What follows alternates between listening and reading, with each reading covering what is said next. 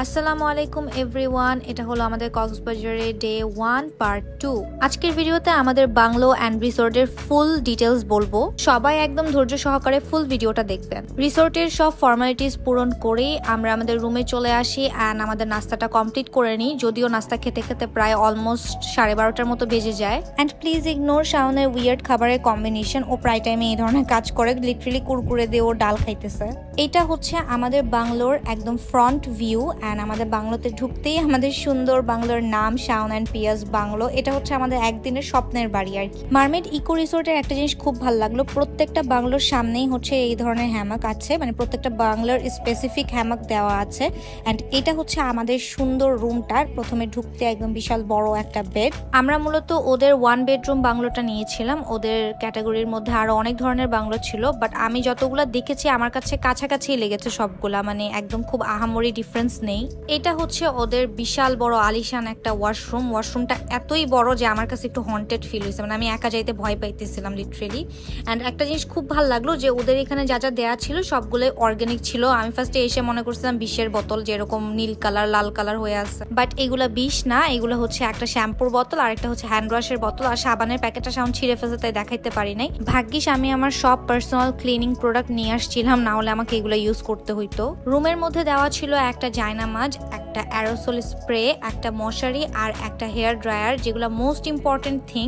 আরও ছিল কিছু টি ব্যাগ, চিনি আর 2টা চায়ের কাপ ছিল, একটা কেটলিও ছিল, সেটা একটু ফিক্স করার জন্য আমরা ওদেরকে আবার ফেরত দিয়েছিলাম। এই তো এগুলাই যা যা থাকা দরকার একটা রুমে। বাই দ্য ওয়ে আমাদেরটা কিন্তু এসি বাংলো ছিল আর আমাদের বেডের পাশে ছোট্ট একটা জানলাও ছিল।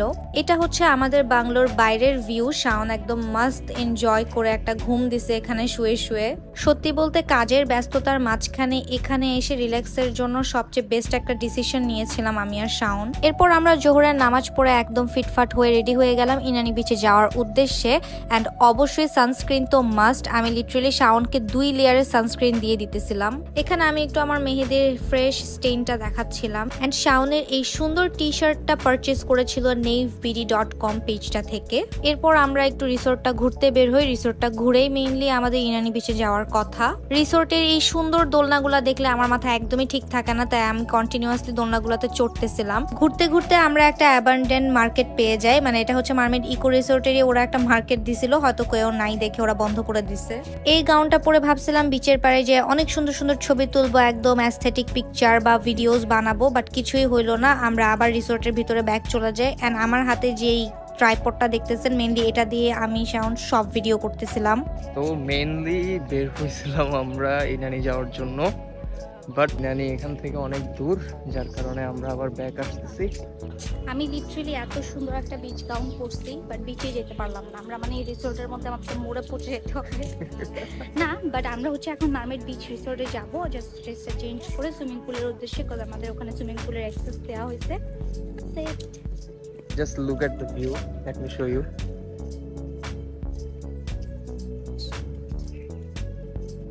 So this is the menu book mermaid eco রিসোর্টের। ওরা বলেছে এই মেনু বুক থেকে যে কোনো খাবার আমরা অর্ডার করতে পারি, ওরা আমাদেরকে এখানে দিয়ে যাবে বা আমরা ওখানে গিয়েও খেতে পারি। সো লেটস এক্সপ্লোর ইট। স্টার্টারে ছিল সব সি ফুডের আইটেম, এরপরে স্যুপের আইটেমও দেখলাম কিছু। আমাদের আসলে কোনোটাই খাওয়ার মতো অবস্থা লাগতেছিল না, অনেক বেশি বলতে এত বেশি কস্টলি হবে। আমাদের মতো যারা স্টুডেন্ট একটা লিমিটেড বাজেটে আসেন তারা কখনোই অর্ডার করে খেতে পারবেন না, অ্যাটলিস্ট পেট ভরার মতো না, মানে ডিনারের জন্য লাঞ্চের জন্য পেট ভরার মতো না। মানে যে এরকম খাবারগুলো দেখতেছি এগুলো লাইক 2-3টা একসাথে অর্ডার করতে হবে এরকম। অপেক্ষার পালা শেষ, এবার আমি ফুল প্রাইস ডিটেলসটা বলে দিচ্ছি। আমাদের বাংলোটার ফুল কস্ট পড়েছিল 3,795 টাকা। সেপ্টেম্বর মান্থে ওদের ডিসকাউন্ট চলছিল, তাই আমরা উইকেন্ডসে আসাতে 40% ডিসকাউন্ট পেয়েছি আর উইকডেজে আসলে 50% ডিসকাউন্ট চলছে। আমরা মূলত ওদের পেজ থেকে নাম্বার নিয়ে ফুল ডিটেলসে কথা বলে বুক করেছিলাম। আপনারা ওদের পেজে ঢুকলেই দেখবেন অনেক ধরনের ডিসকাউন্ট চলে ওদের। আর আমাদের এই বাংলোটা ওদের ক্যাটাগরির সবচেয়ে লোয়েস্ট প্রাইজের বাংলো ছিল।